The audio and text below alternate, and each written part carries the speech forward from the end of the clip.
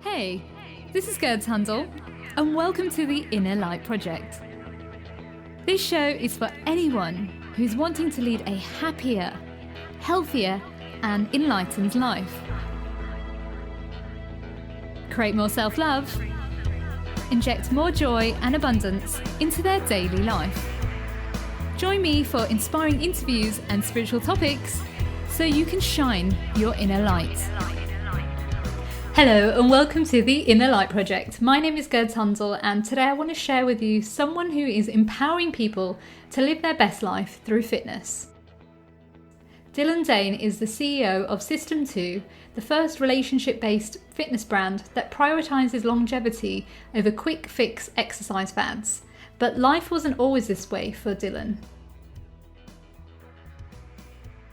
Dilan, I'm just so grateful to have you on the show today, and thank you for joining us today.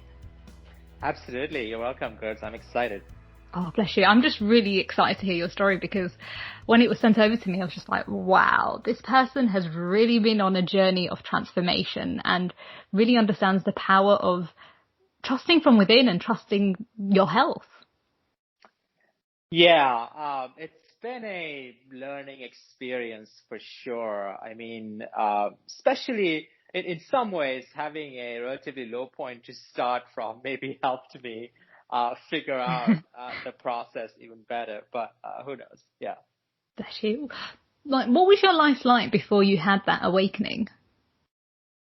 Let's see. So I was born in Sri Lanka to lower middle class parents. My dad was a police officer, and my mom a housewife, and it was an interesting time to Sri Lanka, as you are probably aware of, went through a 30 plus year civil war. And I was born on like right with the civil war as it was starting when I came to the world, and my dad, especially as a police officer, had to go through some serious ups and downs due to the political climate in the country, and so it was the first 20 years of my life were quite dramatic, especially if you look at it from a Western point of view.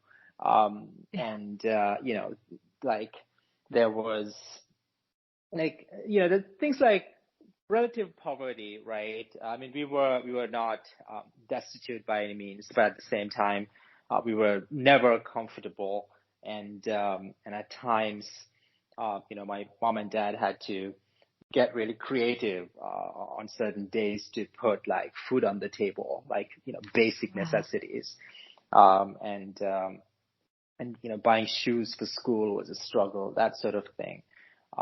Luckily, Sri Lanka does have a pretty robust public education system, even though it's unfortunately in the local language.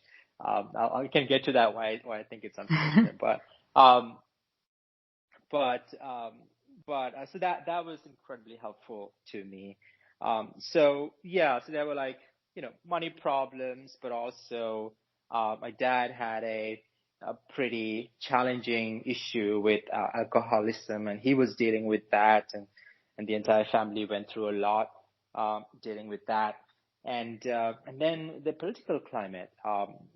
My father had to spend many years in essentially hiding because there was actually, I mean, okay, it sounds ridiculous for a small island, but there were two civil wars going on simultaneously for a while, and we lived in the capital. But the one that surrounded us more was a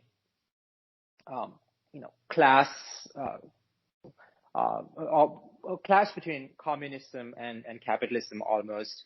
There were young people who were really aggravated by the government policies, and they took up arms and started burning things down. And it was a huge blow to the country. But also personally for a lot of people, like myself growing up, my dad had to be in hiding, as a police officer for like many years. And during that time, he often slept at the police station. And so our kind of entire family was split apart. And myself and my grandma kind of lived with one of our aunties, and my mom and my brother lived with my mom's parents. So we were like hiding, right? And it was like a very Wow. serious situation too. For example, one of my cousins uh, just disappear one day, and it was in university. He was a very promising young man working towards his college degree, and potentially got involved in some political stuff. Disappears one day, and a few weeks later, you just find the remains of him just like on the beach. So that kind of thing. It's pretty wild. Wow. Yeah. Wow. Gosh, that's a lot of trauma itself, like to be dealing with and then having pressure of like then to study and like to better yourself. Yeah. I mean, when you're a child, it's really interesting the way children deal with trauma. Mm. Um, Oftentimes, they internalize a lot of the trauma, and they kind of end up thinking that it's their fault. A lot of Yeah. things that are happening around them, right? And these things create some very ingrained, very powerful beliefs in their sort of like inner self, like the deepest neural pathways, and becomes very challenging to correct later in life. Another way children deal with trauma, something that I relate to very strongly, is you create these fantasy worlds. You essentially, oftentimes, you create a world where you're protected, you're a hero almost, you're loved, you're admired, and you spend as much time as possible in this fantasy world as opposed to the real world. Um, and This is, very well known, well studied uh, mechanism kids use to deal with trauma. But the downside of all that is that now, as an adult, you still kind of have a lot of trouble oftentimes dealing with the real world because you're more used to living in a fantasy. So yeah, issues like that that I relate to intimately. Wow. Gosh. So like at that time, like you're living through these two wars happening, and then Yeah, what happened next for you? So, you're going, this was like your daily life of like, yeah, I guess living in fear, and then yeah. suddenly what's the transformation that happens for you? Yeah, so it's interesting. Like, I wouldn't say as a child, was, I lived in fear per se. Like I Mm. have these memories of like, watching over a village burn, like around us, and my Wow. grandmother is like panicking, and for our life, and we're like hiding in this like little home, hoping that like the riders will not find us, right? And and and at the same time, like my memory of that specific incident was also in a weird way like thrilling, like because I was still a child, and I wasn't aware of the danger that I was in, and I was like, oh, this is almost like hide and seek maybe. Um, Oh, so wow. so yeah, so it's really interesting, and there were a lot of ways that how this directly impacted my life, but in certain ways, it's not quite like um, if you grow up in the West and you're kind of like dropped into this situation. Mm. Um, it was so much that, like, I remember when 9/11 happened in the US, and I was almost 20, I think, or maybe 19. And the reaction of people in Sri Lanka was like, oh, that's sad, but what's the big deal? Because this Mm. happens all the time, right? Like, it wasn't like they Yeah. were not empathetic. It wasn't like they were like, oh, Yeah. like now these guys feel some of this pain as well. It wasn't nothing like that. It was more like, oh, like, this that uncommon kind of reaction, right? Um, so So anyways, um, so I kind of get that what stuff, I was going yeah, to say. I kind of get what you mean. It's like in the West when things happen like that. It's a very shocking thing. But in the yeah, East, so much is happening on a daily basis. Like, this right, whole survival, right? You don't have time to even like think about it the way we think about things in the West. yeah, yeah, yeah. So that was very difficult. But also, honestly, what had a lot of impact on me personally was also the kind of domestic issues that we were going through that were fueled by poverty and the political climate that made. I mean, I have a lot of empathy for my parents. They grew up in a climate. I mean, imagine like you and I have so much opportunity today. Imagine being our age, but living in a place where there's barely any opportunity, right? Like you can barely, put food on the table and there's no hope of like starting a business or whatever. So, and because of that, I mean, that struggle filtered through, and there was a lot of domestic abuse and stuff like that I had to deal with. And so, all of that was, was what made my childhood much more yeah, like kind of very bleak. And the funny thing is I actually don't remember a lot from before I was 20. I Wow. almost have suppressed a lot of my Mm. memories, I think. And it's kind of funny that certain memories come back when I do certain trauma therapy stuff, and I'm like, oh, that thing happened, and I just completely forgot that happened. Yeah. So yeah, so that went on for for the first couple of decades, and the one thing that I had going for me was I was pretty good in school. I think again it just started out as a way of trying to please my father. Like I Yeah. remember I vividly remember actually I don't think I was that exceptional until maybe like second or third grade, and while in third grade I think I like kind of came top of the class, and I don't even know how, maybe probably randomly, and I come home, and my father is so proud, and he's like telling everyone about this, Oh. and my greatest desire, like always, was to be admired by my father, and it's like very hard to come by, and so my kind of quest became to kind of maintain my grades and do well every time. So yeah, So I guess and it's what your education is what got you out, right? It got you into right, you hold world. right, yeah. So kind of long story from then on, I did very well, I'd say, throughout high school and the A levels, O levels, and A level system that they have locally. And and yeah, I mean, honestly, when I was 20, I had this got really lucky. I was set to go to college in Sri Lanka, and honestly, I would have done fine because bright and probably would have gotten a job and so on. But my father had a friend at the U.S. Fulbright Commission in Sri Lanka, and she noticed that my grades were extremely good, and she thought I should apply for some U.S. universities, and that was a turning point.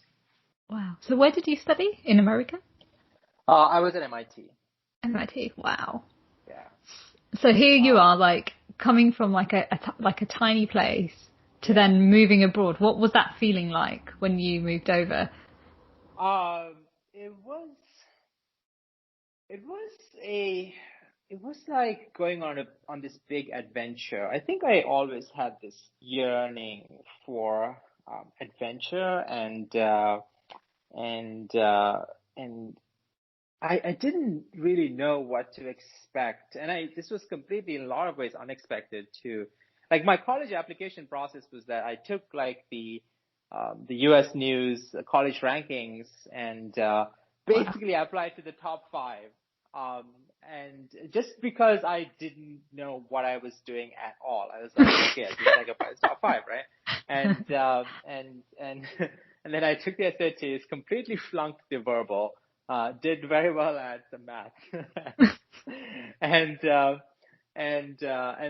so four of the universities some of them had interviews as well, and they were like, hey Dylan, you seem really smart, why don't you apply for grad school when you can speak the language? We don't think you can survive right now. But MIT was like, oh, he can do math, like he does not need to speak. We should accept him. So I'm very, very grateful that happened. And so I show up, and this whole new world, and everything. I don't know, everything's different, smells different, tastes different, and the first few days were pretty exciting, honestly, given that they kind of take you through this initiation process and have a lot of events and stuff like that. But soon after you're left alone, and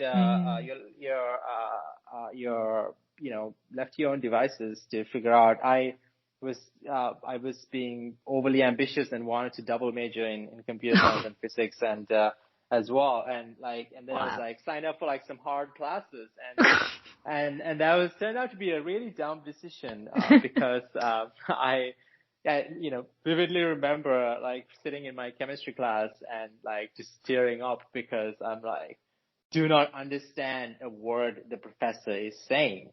Right? Like it was like the accent plus, not the level of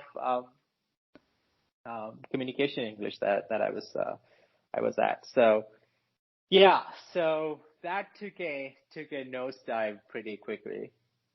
Wow. And then, so like you've taken on, I really understand what you're saying, because in my 20s, like when I was doing my first degree, I was like a nutter as well. Like I took on loads of stuff, and then I worked in a pharmacy, was taking exams for a pharmacy, yet was becoming a journalist. And people were like, what's wrong with you? Like, and then I do like placements, you name it. And like, kind of like yourself, I really threw myself in the deep end, and it did really mess me up for a bit because like I wasn't sleeping enough. And then, I almost think it's like, I call it like the immigrant, like, not trauma. Sure. It's like immigrant trauma, I guess, like where we want to succeed so badly that we actually forget that we're humans and we're not robots. Yeah. And also you grow up with a different value system almost, right? Like I feel like a lot of my I don't know, American friends had a wider appreciation for things that they might want to do in life, like like date and like take vacation, travel, stuff like that. None of these were options for me. Like in my mind, right? Like you start college, and that in itself is a big deal, and your whole thing is to like crush it with academics, and that is what you live for. So that puts a lot of pressure on you. Especially, I mean, in my case, I was at MIT, pretty intense academic environment, incredibly competitive place. MIT actually has one of the highest suicide rates out of universities in the US, and they have these extra days off called suicide holidays. What? Yeah. Oh my God. I mean, they're not officially called suicide holidays, but all the kids call them suicide holidays. Wow. And to reduce that pressure a little bit. And also a lot of the kids that you find at these places are mildly autistic, and unable to really kind of socialize, connect. So they're all kind of struggling together, and then being an international student adds an extra dimension on top of that. Wow. And so like you're taking on all these courses, and then you're in your final exam and you pass out, and what happens after that? Like so my first 2 years was completely miserable. Coming into MIT, I was already a very anxious person with very little, like, did not have social skills. I I was a complete loner, and even in high school, didn't have any friends. And at MIT, I just decided to try to double down on studying. But the thing is, in the US especially, I was more used to sort of like the British way of education system, where you essentially cram your finals, and I mean, it's still the same at like my friends at Oxford and so on have told me that like you can kind of get a decent grade if you cram for the finals. But a lot of US universities, MIT especially, heavily relies on continuous testing and project-based learning.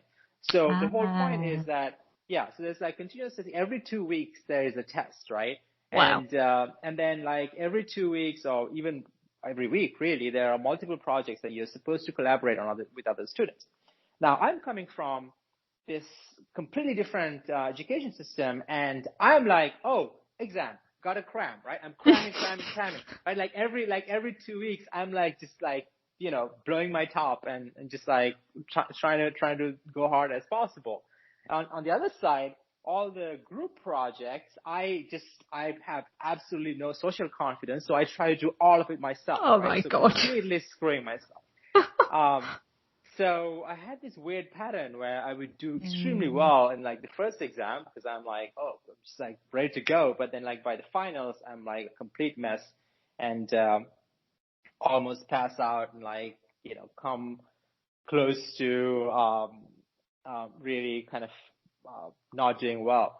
And so, completely miserable, complete loner, did not have have many friends, was just like basically hiding in my dorm room most of the time. Wow.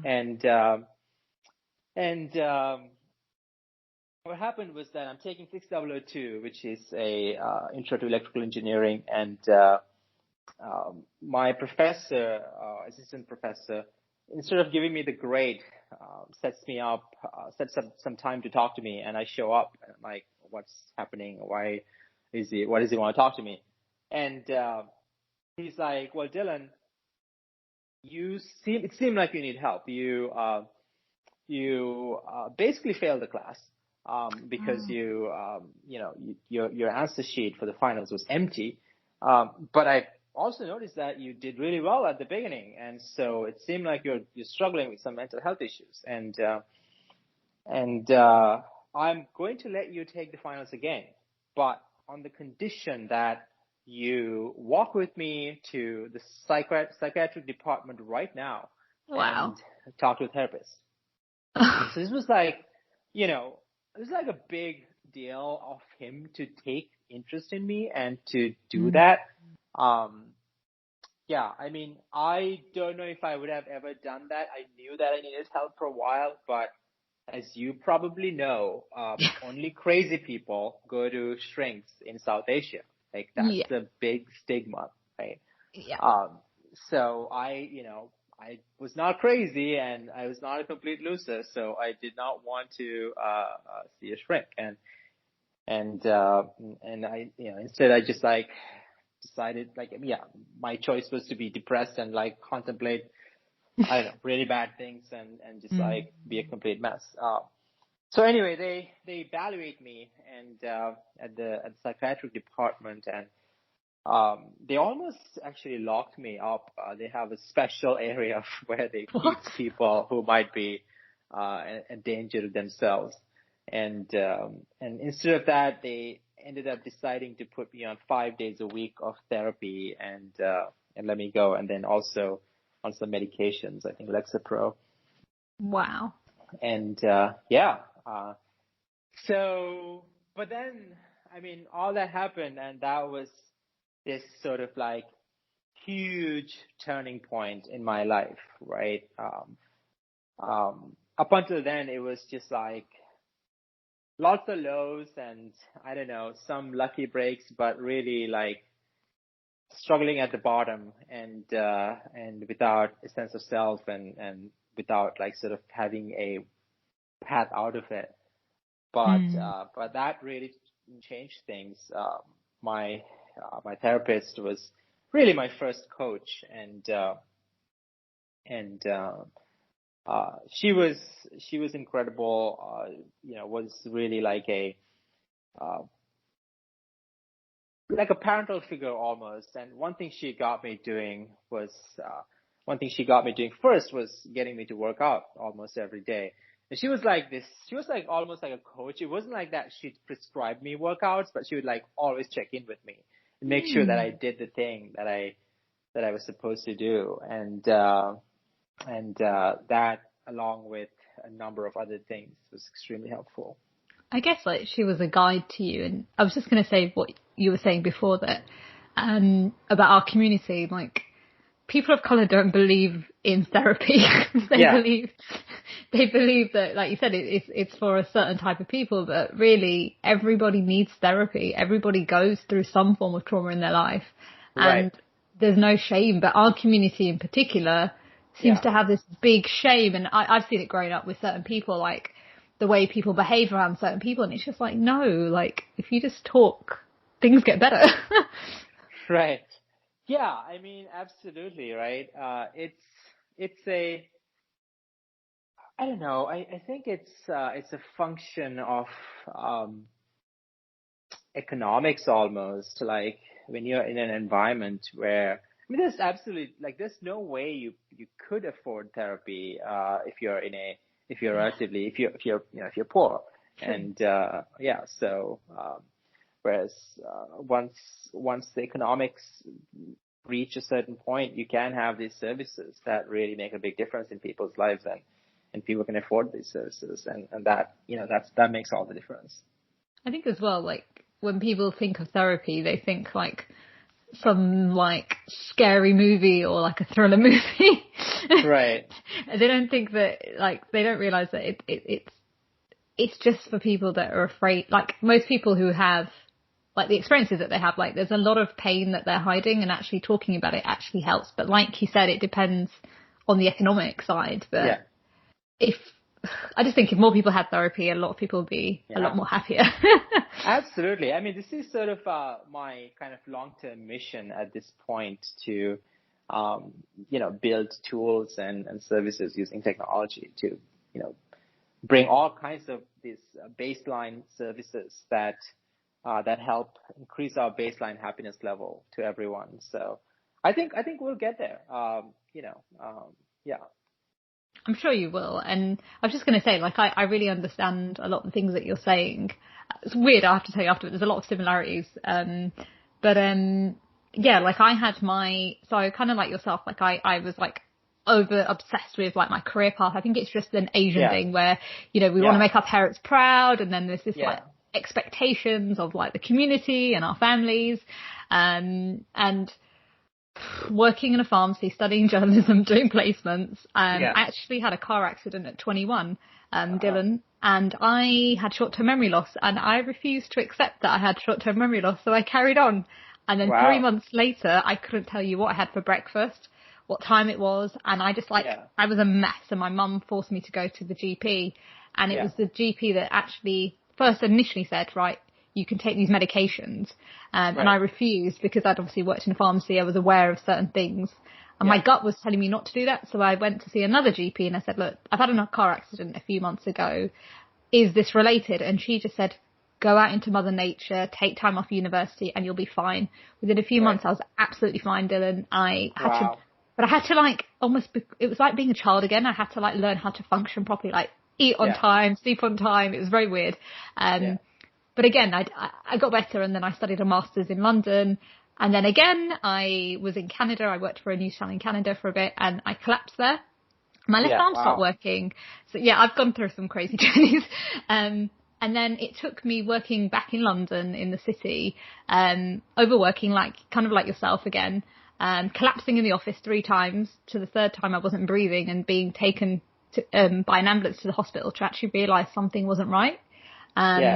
But it really took me to have a cancer scare that woke me up, and I realised that if I don't take control of my health, I won't be here. And that was like my awakening to realise, and then I started to do the inner work.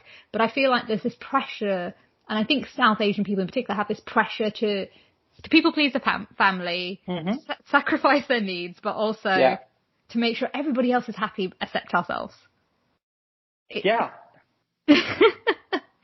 It's a crazy journey where, like, I had to, like yourself, I had to, like, peel off the layers of, like, expectations of others to really understand that there is no harm in having a vacation.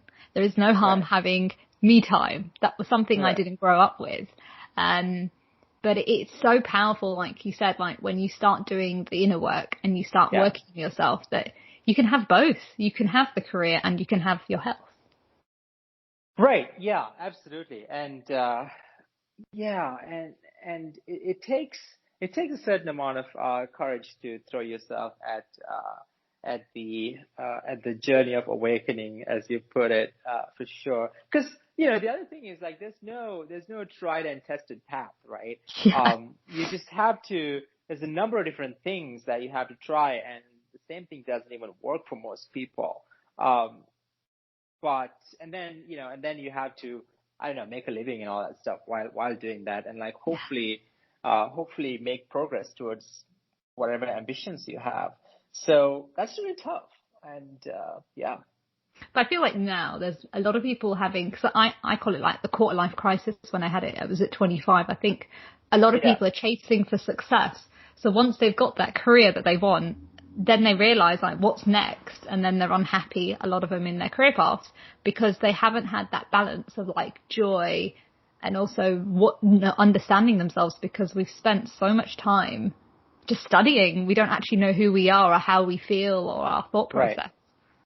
Right, exactly. And a lot of these things are exacerbated by the same tools that we build to, I don't know, connect to each other, right? There's so much unsettling data coming out about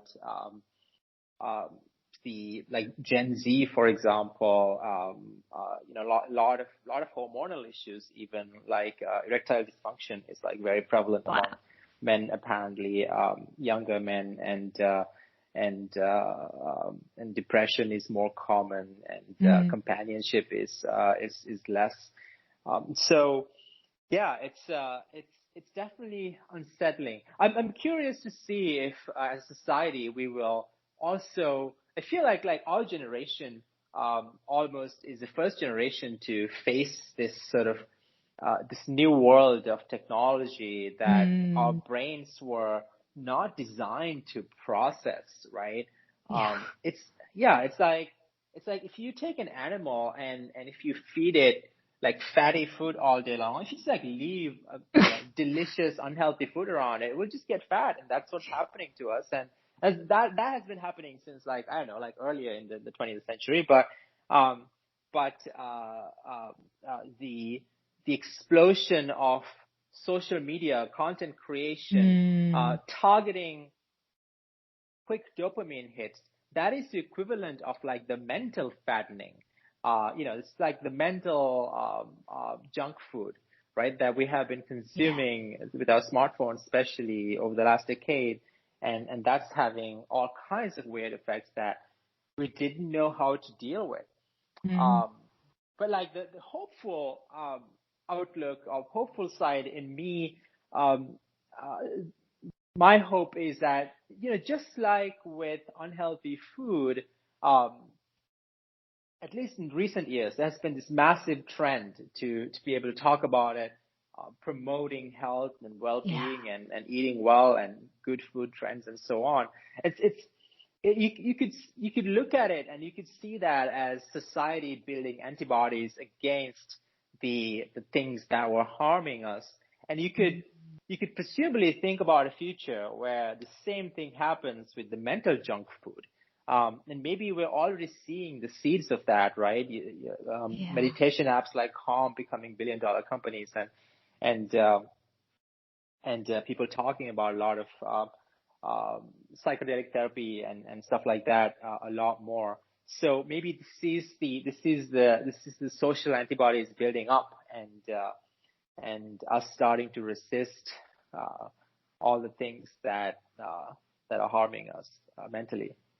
100%. I've looked back at my life, like, I'm in my mid-30s now, and I look back when we were growing up, and I was born in the West, but when you talked about mental health in those days, it was like, oh, it's a scary term. You don't talk about it. And like, you were labeled as crazy or a weird one. Whereas now there are so many people out there, like celebrities, everybody a lot of people talk about their experiences of depression, and it's becoming the norm now. So I think there is a massive shift happening. And like you said, people are becoming more aware that it's okay to talk. It's okay to have problems. Yeah.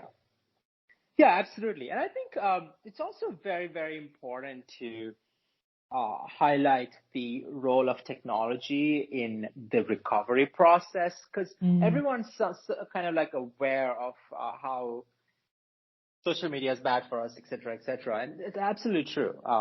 But I think there's a huge role technology will play in the recovery as well. For example, like today, it's easier for you to have a guided meditation through a smartphone app, right? Sure. And you can connect with like the best meditation coach in the world or whatever. Or you can track your diet. You can there are apps for like fasting. And then there's a new crop of apps that are popping up, or app-based services that are popping up that are scaling traditionally human-based services to individuals as well at a low cost. And I'm actually really hopeful about a future where anyone can have a therapist at like a very, very low cost, right? Yeah. And the cost thing is real. It is something that you have to address. Like, how much does a good therapist cost per hour, and can everyone pay that? It's actually like, that's, it's pretty challenging to scale that type of services. But I think what's happening with especially some recent advances in AI, what's making that possible is to, at least in the medium long term, it's possible to create sort of like this hybrid AI human hybrid services, where as an end user you would have a very intimate, very powerful, very meaningful relationship with the service provider who's like a world-class professional.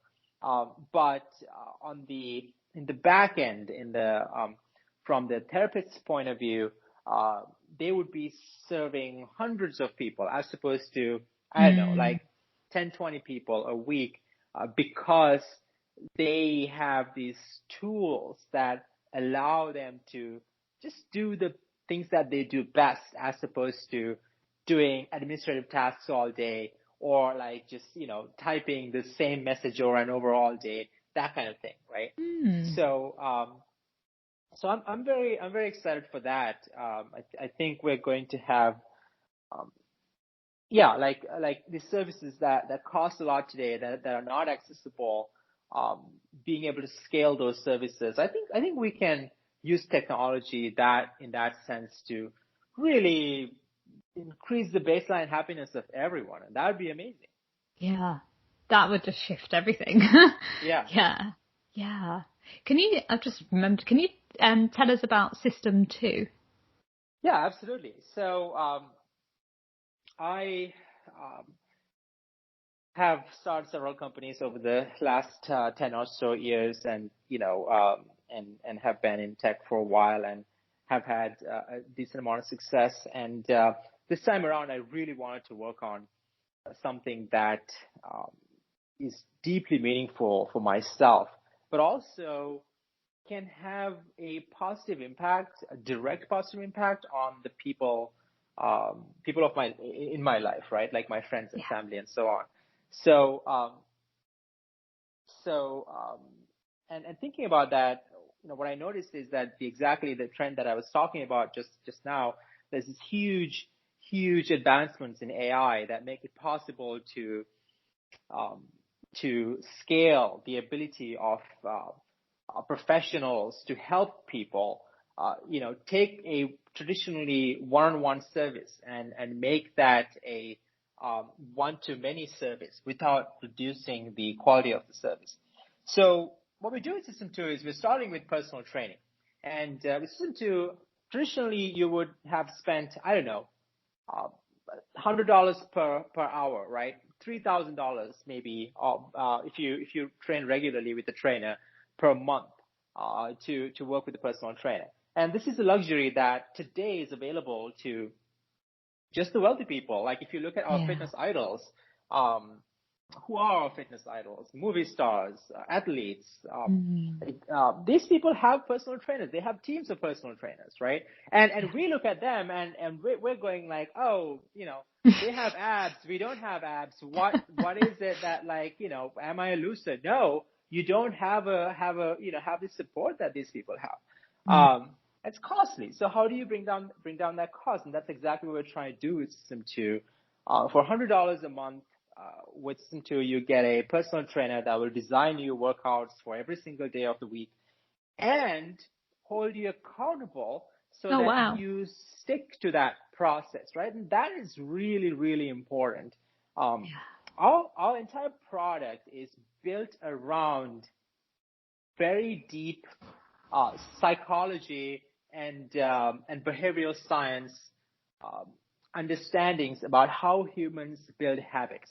What we want to do is help you build a habit of moving your body, right? We don't care, like, it's not about you doing a specific type of workout. It's not about you having some amazing, like, month of working out. It's about building a habit for the rest of your life and working with a coach to get you to that point. And so that's what the product is built around. So the accountability part is so key for that. So instead of being alone in your fitness journey, now you have someone who you talk to on video every once in a while, but also on a day-to-day basis checks in with you, like every day, and is responsive and is caring and, just makes it fun and something that you look forward to do your daily workout. So that's the key thing that we're optimizing around, and very, very excited for it. I have definitely achieved the goal of having an impact on the people in my life. All of my friends are getting in like the best shape of their life, and that's just like so rewarding. Nice. I think that's really powerful, and like even especially like during COVID as well, like the whole pandemic, like this must be so powerful for so many people because they haven't been able to even go to the gym. Whereas like you're saying, you'll get your own personal trainer with you just on an app, which is powerful. Yes. Yeah. I mean, our app works, whether you go to the gym or not, whether you're traveling or not, whether your life circumstances change, if your equipment changes. Like we have clients who got pregnant while they were using the app, and we were able to quickly switch them to a trainer who specializes in pre and postnatal care. And so, instead of working with one trainer, now you have access to this hive mind of trainers who specializes in different areas: injury prevention, muscle building, strength building, pre and postnatal care, like stuff like that, right? Wow, so that's important. Yeah, absolutely. And also being able to utilize the latest technologies when it comes to tracking your biometrics, things like heart rate variability and VO2 max and stuff like that, your Apple Watch measures, making that available to the trainer and giving them like a holistic picture of where your health is and where it's going. So it's a really it's a complicated product, but from the user point of view, it's a beautiful experience. And I'm incredibly excited to scale that beyond even personal training. In the future, we will introduce services like dietitians and mental health coaching and productivity coaching and so on under the same kind of model of giving you a caring, experienced professional who's deeply committed to working with you, and kind of like that same experience that I had at MIT that was like life changing, right? And bring that to anyone in the world who can afford a relatively trivial amount of money can now have that service. So that's like the the dream that we are marching towards. Wow, I can see it. Like, as you're explaining it, I can just see it. It's almost like one app, but then you decide what specialism you want. So like you said, if you need help with therapy, you click on that app, or you click on whatever you need, and then you just, that's really powerful. And I think that's going to help a lot of people. I see that 100%. Yeah, absolutely. And it's a very exciting time. I can, like, the product and the technological path to get there is extremely clear, and that's what's exciting about it. And I mean, fast forward 10 years, I would be very surprised if we didn't live in a world where every single individual has a team of experts backing them, right? Wow. When it comes to personal, like, taking care of themselves physically, mentally, and covering their basic needs so that you can focus on the hard things in life, not like, your basic needs, your basic support will be delivered through services like this. And that's very exciting. So also, basically, you're saying it's like a community. It's like what we all humans need is a community of like helping one another. Whereas sometimes we try to do everything alone, and we don't need to do things alone. We can have the support. Absolutely, yes. I mean, the loneliness epidemic is the hardest nut to crack in so many ways, right? And we're more connected than ever, but like we're more lonely, ever more lonely than. And like, how do you solve that problem? There are multiple ways to solve it. When it comes to personal growth, you need community, you need coaching. You should not feel alone, and that's really important. Wow, gosh. We're coming towards the end of the show. I've just noticed the time. I've just got 2 more questions there for you. Yeah, absolutely. What's your 5 top tips for someone like who wants to heal their depression, but they don't really know where to start? That is a great question, Gertz. I think you have to. Let's look at the what the data says, right? Let's look at hard science and what helps people feel better. The number one thing, and this is absolutely undisputed, the number one thing that will make you feel better is moving your body. And you don't have to do some crazy workouts. You don't have to, be some crazy athlete. Just go for a walk. Just do it 5 minutes a day. The important thing is not the quantity, but consistency, right? Do it every day. And you know what that does? That builds consistency. It builds a streak. And once you have done it for like 3 days, 7 days, 21 days, you don't want to break that streak. So you will naturally keep doing more. So that moving your body is the top thing that anyone can do, I think, and I think this is very solidly backed by science to get out of depression, to feel better about themselves. The second thing I think is after that, oftentimes it's incredibly helpful to get support. So if you can see a therapist, if you can afford to see a therapist, definitely do that.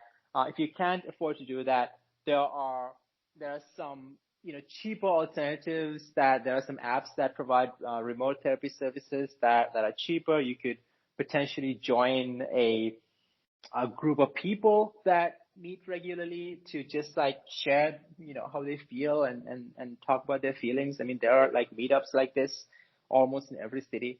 So I think like cracking that loneliness side of things, having some level of support in your life is incredibly helpful.